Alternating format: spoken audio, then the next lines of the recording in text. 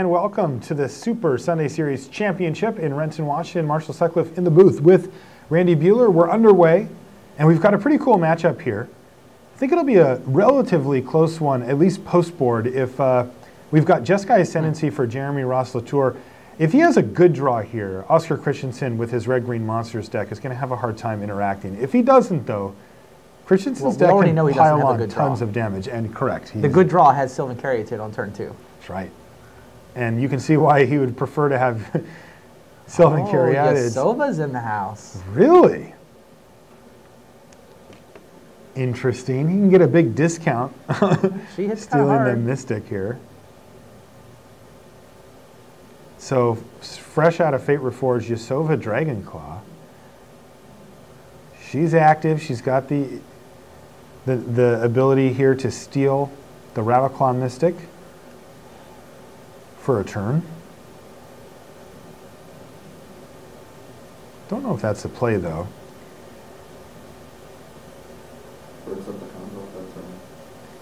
Can potentially break up a combo in the middle of going off. Well, I think it's only at the beginning of combat. Oh, that's right. Rashad threw me off. That would have been sweet. He may just offer a trade here as well. It's 3 damage plus getting, you know, a key combo piece off the table might be worth it. One thing about playing against this Jeskai Ascendancy combo deck is that you do have to be very assertive. Oh! Does that count? Oh! Oh, jeez. Okay. He's going to blow a Retraction Helix just to save his... You know, I wonder if Oscar's even happier about that. There's only 4 Retraction Helix in the deck, but there's a lot of mana creatures. Well, but I mean, if you've got a fairly confident combo player, he's 4-0 with this deck. If he chose to play it that way, then it was probably the right play. I'm not questioning his side. I'm just saying if I'm Oscar, I'm like, sure. Like, I got a combo piece out of your hand, right? Exactly. Like, I even set you back on mana. I did the plus ability on my Planeswalker, and one of your combo pieces went to the graveyard. I'm fine. Totally. Yeah, you can pick a different one. I'm okay with this. All Frontier bivouacs all the time for Jeremie Ross-Latour here. Jeremie can't even replay the Mystic. I mean, Chandra just keeps killing it. Yeah, he can just play it face down. Sure.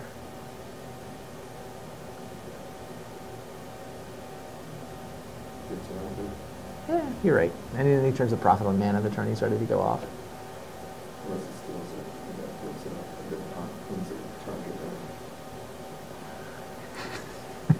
It's interesting. Kind of a sweet play possible. If he plays it face down, he can steal it, turn it face up himself, and then ping it with Chandra post-combat.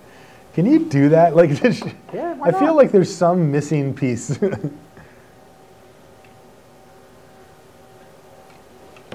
Yeah, no, you can't. Why? Well, I guess you can. Chandra can only ping your opponent's creatures, right? So it deals 1 damage to target player and 1 damage to, up to 1 target creature that player controls. It could be you. Right, so you could ping yourself. You could also ping it, and then after you gain control of it, when you flip it, it'll have a damage on it and die. You can do it either way. That's way prettier. All right. In the meantime, none of this matters, though, because Jeremie Ross-Latour found a Sylvan Caryatid. Right. Which is nice, but this is where a card like Yasova Dragonclaw looks pretty decent. It's going to be hitting for 4. Chandra finds a Rattleclaw Mystic. So no more damage from Chandra that turn.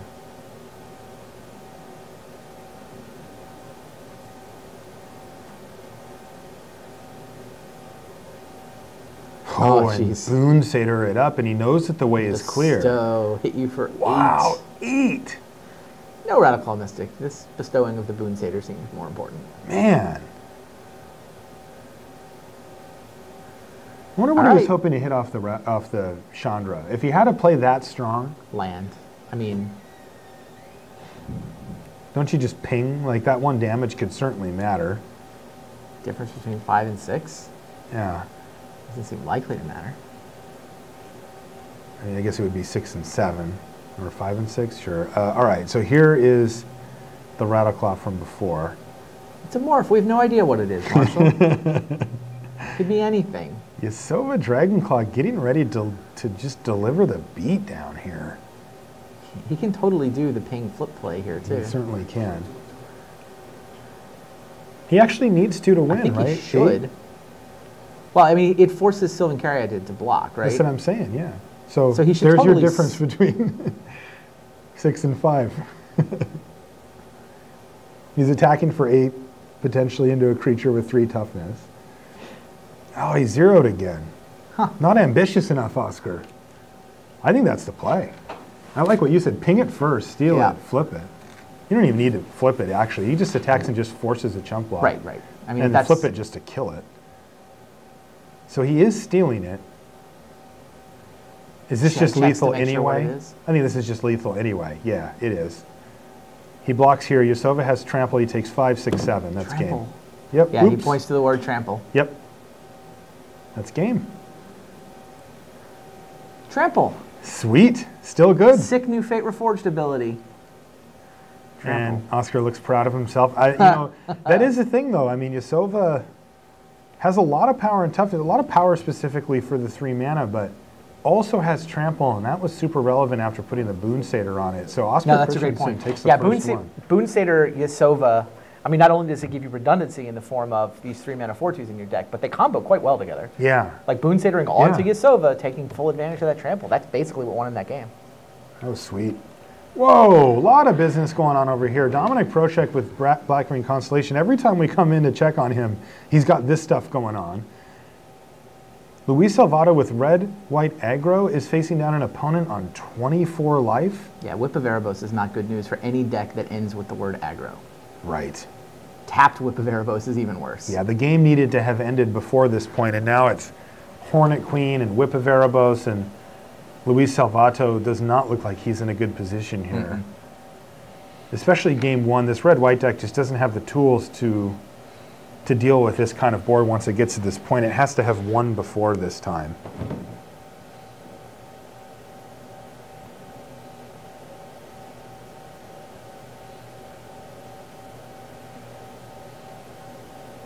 Valorous Stance is going to be used to save Brimaz here.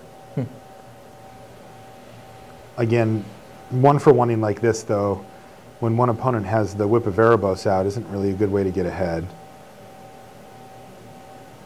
Yeah, Salvato is thinking about how to sideboard right now. He's not really thinking about how to win this game.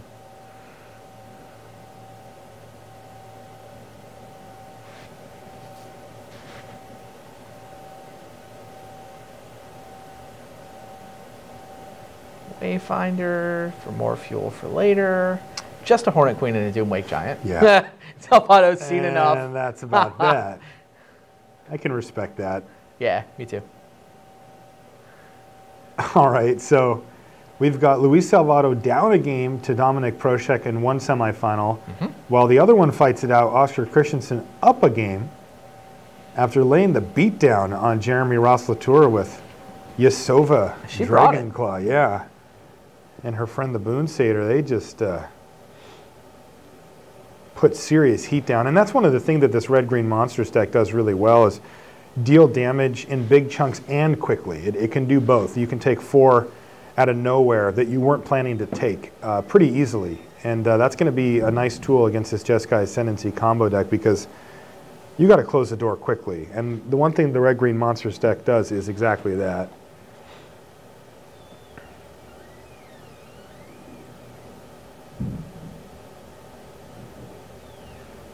You can see Jeremie looking around thinking, oh, what happened to me there?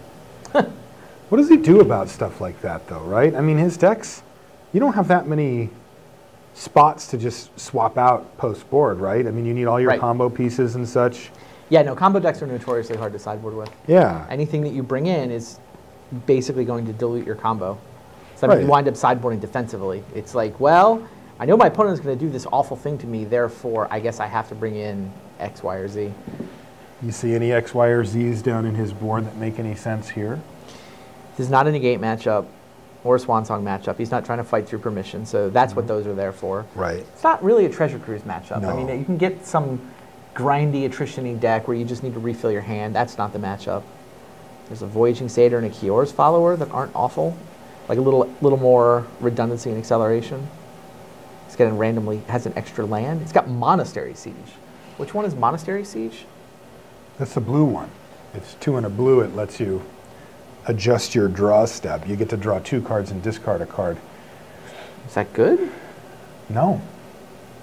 No, it's not. Spells your opponent's cast that target you or a permanent you control cost 2 more? Yeah. I mean, he's got 2 in the sideboard. I mean, it must, obviously, there's a matchup where he wants them. I don't know exactly what it would be. I have no idea what it is, but it's not this one.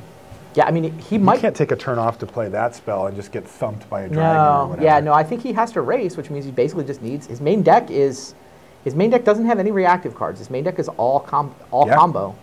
I think you just shuffle it up. That's the funny part about these decks is that, you know, people tend to sideboard as reactive as possible, but I'm always waiting for people to put in cards that make the combo even more fast and reckless. You know, I want to be able to, like, streamline. I mean, I guess that's the opening version that he's presented here. Yeah, I mean, a lot of combo decks, when your opponent doesn't know they're playing against combo, that's when you can afford to have the sort of fastest, most streamlined version of the deck. I wouldn't be surprised if he didn't board at all here. I agree. Yeah, I'm just not seeing much. What about for Dominic Proshek? Or sorry, Oscar Christensen, what is he? He's got a couple back to natures. Right, he's got 3 of them, right? I would think you do want the ability to blow up Jeskai Ascendancy. I think so too. I mean, the deck basically doesn't work without Jeskai Ascendancy, so that's what I assume that's what they're in the sideboard for. I don't know that you need anything else. And, I mean, his creature removal is decent because it can kill the mana critters. 3 lightning strikes, 2 Chandra. Maybe the Chandras are slow. Yeah, there's 2 more 4 Crater's Claws are a little Dragon slow. Speaker he can bring in. I don't hate those interesting. type of things too. Just the big punchers. Right. His creatures aren't dying. Right. You know, so I think you just want to go for the stuff that hits the absolute hardest. Yeah, I mean, all his burn does is pick off the mana creatures, which is not nothing, but, like, maybe Crater's Claw isn't worth it. No. No, I don't think so. I think if all my creatures always survive, I'm just on those. They're so amazing.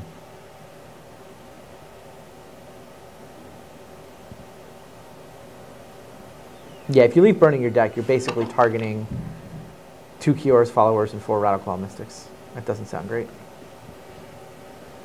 No, I so you like know that them. Oscar Christensen draw that we just saw him win with Yasova? That was a mulligan draw, too. Oh, that's right. I forgot about that.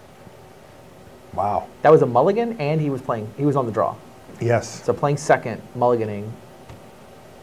Not that close.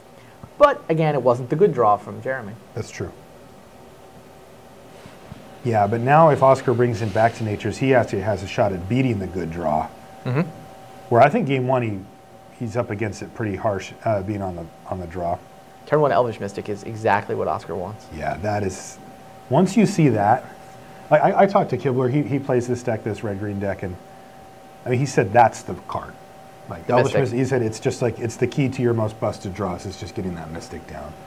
And I mean, I know it's kind of boring. Like we've had Llanowar Elves, you know, since Alpha, but like there's a reason that card. You know, there's not a lot of cards in Alpha that get played still and are still in print. And even though this one's called Elvish Mystic, same text on the card, and there's a reason why. What do we got? Maybe a Rabble Master. A 4/2. Maybe a Shock here. Wild Slash it is. All right, so Wild Slash takes that thing down, and a nice little turn there for Christensen. He's going to build up his board a bit here. Wow, that's Wild Slash in from the sideboard. He did bring it in. Brought it in. A little surprised. There's a face-down morph. I mean, I guess it's an upgrade on Crater's Claws, because you're never going to Crater's Claws for more than Could be. 2. That's true. Yeah, it could be.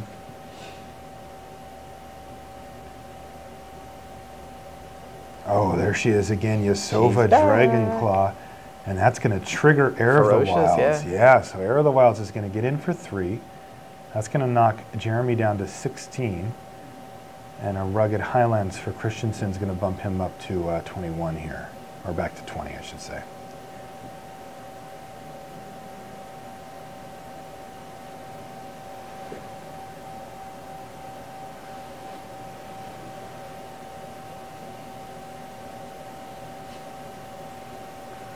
Jeremie's got the counting and the look ahead of a combo player going on.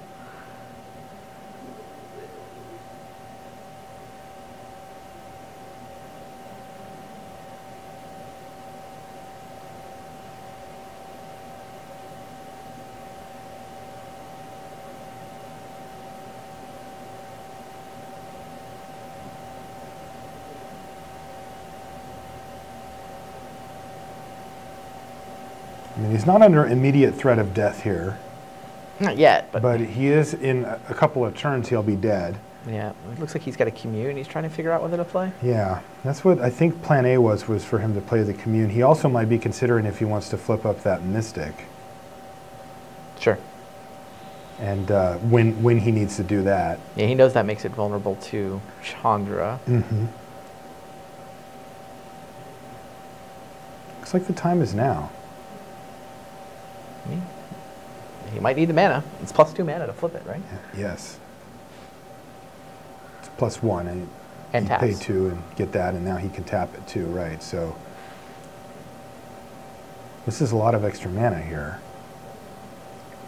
Could have up to 5 this turn. He's really doing some math here. It's interesting.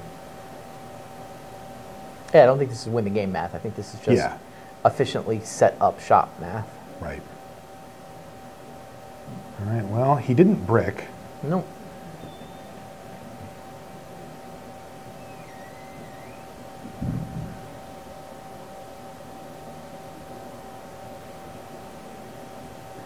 He does have choices here, though.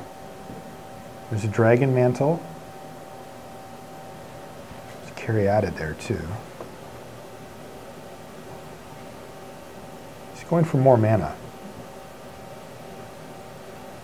He can cast it as well. And a Voyaging Satyr. All right, so he's pretty well set up on mana, but the rest of the combo is nowhere to be seen currently. 2 cards left? That's right, 2 cards left in his hand. And this is a big turn for Christensen, because he gets to untap. If he has a land, this will be the first turn he has 5 mana available. And he could do some serious damage with 5 mana in this deck.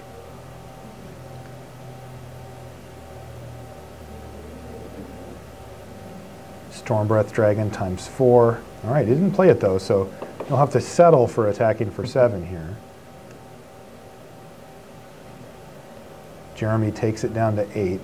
And Oscar's job here is going to be to try to set up the win next turn and force Jeremie to do it. So Crater's Claw's still in. And he has a Mystic. And he's going to pass the turn. So he's still representing that back to nature.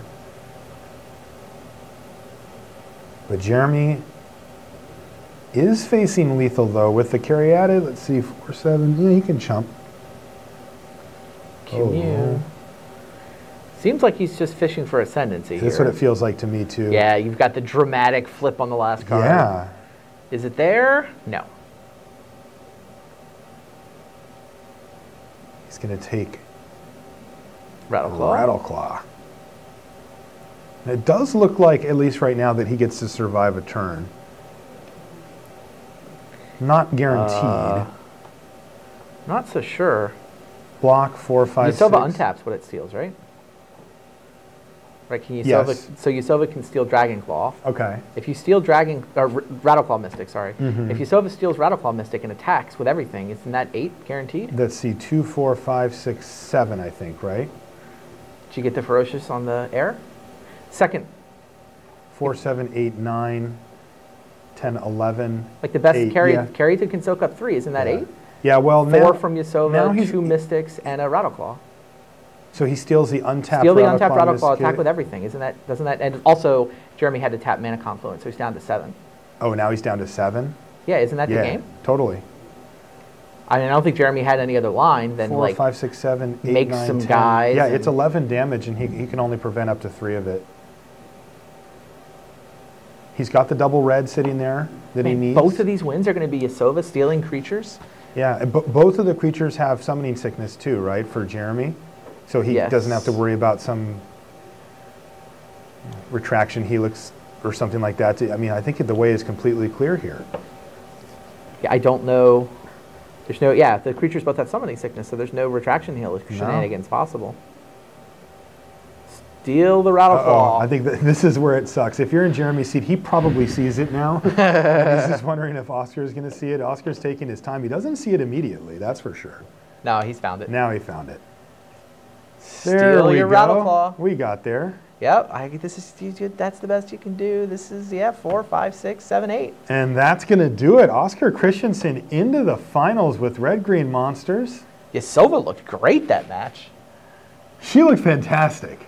I mean, she won the first game with trample damage. Yeah. She won the second game by stealing the crucial blocker. Yeah. And that's against, you know, you wouldn't really call that a creature deck. You would not even think this is a Yasova matchup, yeah, not right? at all. This isn't the matchup where she should be shining. Interesting. Maybe we need to take a closer look at Yasova here. Oh, yeah. That was impressive. Well, I agree. All right, so we have our first finalist. Oscar Christensen is in. He's from Denmark. And he will be awaiting the winner of Luis Salvato versus Dominic Proshak. We're going to check back in on them. Oh, looks like we're going to game 3. I like that. This matchup has to favor Dominic, right? Even post-board? I mean, I think it's just the tempo that these decks operate at is so different. It's like, how good is Luis Salvato's draw? Right? If he's able to come out and develop his board and just deal a ton of damage before Proshak can get his shields up, then he wins. Mm-hmm. You know, there's going to come that, can Proshak turn the corner, you know, get a whip, get some blockers, get a Hornet Queen out. If Proshak gets to that point, then he'll just win pulling away. Right. So I mean, it's tough to say. Like, you watch any one game, and one of the decks is probably just going to look like it was obviously better. You kind of have to add up the results over a lot of samples, right, to really know. Take a look at our feature match area. You can see our players getting ready to go to see who's going to meet that man behind them, Oscar Christensen, looking pleased with himself, as he should. Big picture, though, yes. The deck with Doom-Make Giant is good against the deck with 1/1 tokens. Yeah, and there's a lot of them in that other deck. Take a look at our prize payouts, too. $6,000 for first place and $3,000 for second. So, you know, in many ways, the game that we're about to watch is to take them from the $1,500 level to the $3,000 level, guaranteed. Right. And in terms of EV, it's a $3,000 uptick as well. So I did the math the same way. It's pretty nice. $3,000 match. Yeah. In order to go play another $3,000 match. Right. So the players are going to have to shake off any nerves they may have. They look pretty chill, though. And get down to business here. Dominic Proshak's from the Czech Republic. Luis Salvato came all the way from Argentina. Players both traveled long and far to be here, but I'm sure we're quite happy to do it.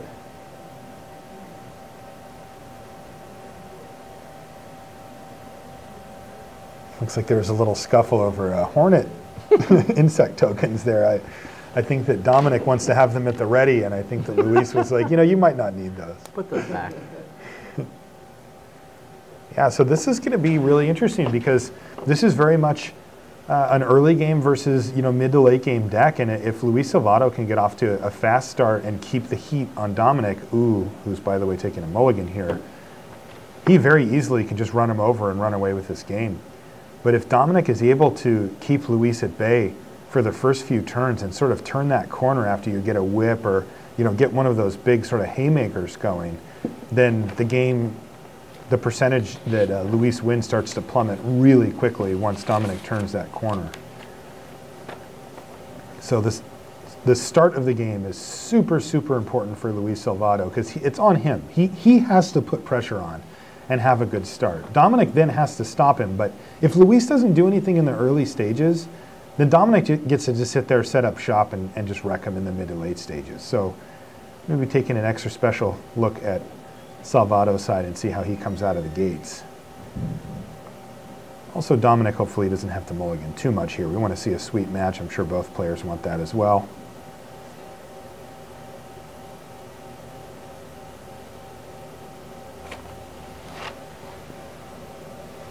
Okay, checking out his 6. Little pat for good luck there. Says, all right, don't let me down now, Constellation deck. Oh, that must... He needed a land there, I think, and he found it. All right, so he is going to be on the play as well, which is going to be a nice start, a nice boon for Dominic. Oh, but no land, and he kept. All right, so this is huge. Can Luis shut the door? Ooh, big draw from Dominic Proshak there, and he's got Sylvan Caryatid as well. So six card hand with a swamp and a Caryatid. I mean, I don't know how many green sources he has, but I think you're going with it.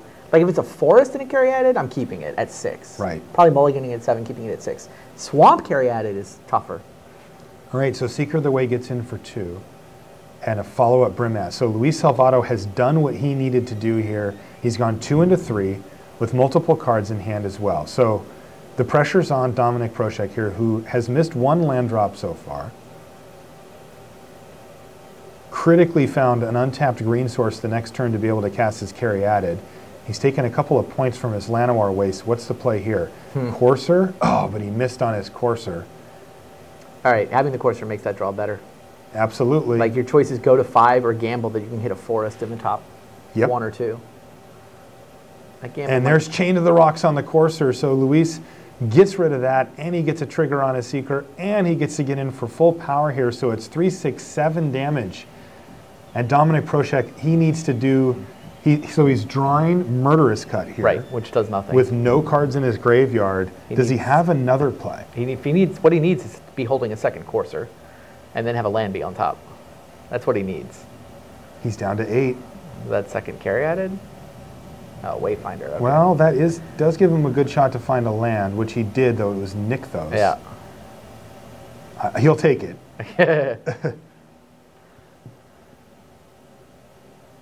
Does he have a 2-drop to play with his Caryatid here as well? The pressure is mounting quickly from Luis Salvato's side.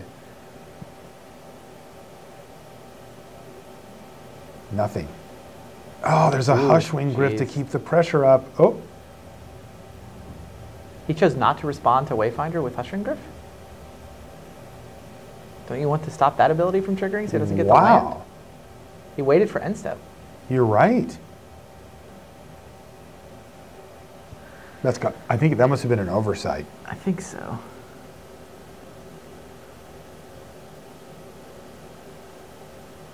The good news for Salvato is he still gets the 2-1 flyer here. Yeah. Prošek decides to leave back his Caryatid so he can block, and then he'll use his Murderous Cut. But I don't think it really works the way he wants. Like, he wants to kill Brimaz here, right? Or is it the Gryff now that's more important? That's the interesting part. Because the Gryff gets to just keep flying over, and it's going to kill Dominik in short order. Now, Brimaz isn't going to do him any favors either.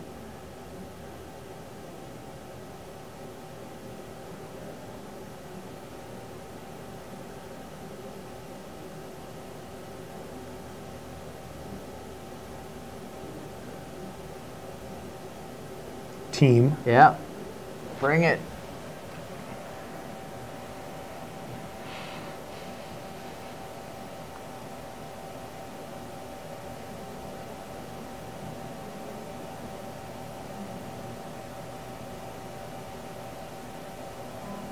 And how the heck is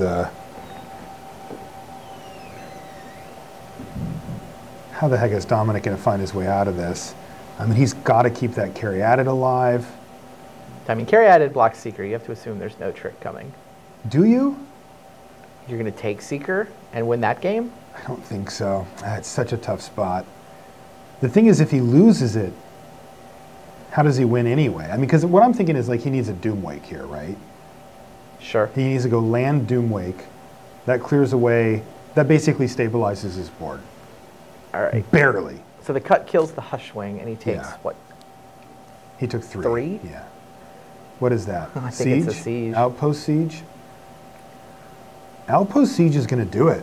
Because he can pick the whenever one of my creatures leaves play, ping something ability, and now a card like Doomwake Giant doesn't get it done. I mean, I don't think there's a way for Dominik. We'll find out. I mean, having the extra cards is also going to win in this game in the long run. I'm with you. I think he probably chose my creatures leaving play deals 1. Yeah.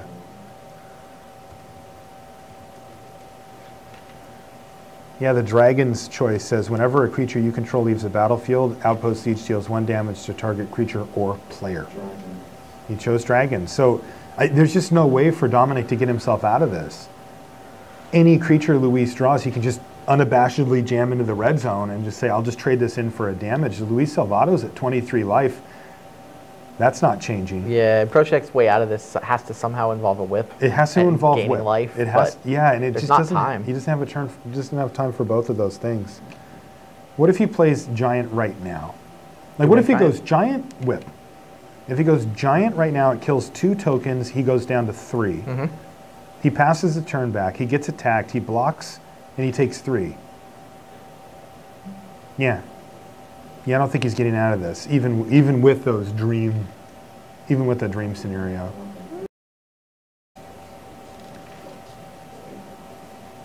Right? Yep. I'm just not seeing it. Like, Yep, even if Land Doomwake still loses Land immediately. Doomwake loses. I mean, he kills 2, goes down to 3, blocks. The thing dies. He takes 2 from the Seeker, and that's it. As then Brimaz would die and trigger the Outpost Siege again. So go down to 4. What is it? What do you have? Do you have a Courser? Hit a land. Sure. This involves life gain. Like, we know that he needs to gain some life here to keep out of range of the siege while still trying to. There's a whip. Can he survive the next turn though? I doubt it. Let's see. Attack, he blocks, attack. What, He blocks Brimaz. He blocks Brimaz. And he takes 4, goes to 1. Yeah. He So just then- cracked a fetch land. Well, it still stays. That's even money. Yeah. So even if he does, though, any burn spell kills him at any time there. And any creature dying. And any non-creature spell kills him too.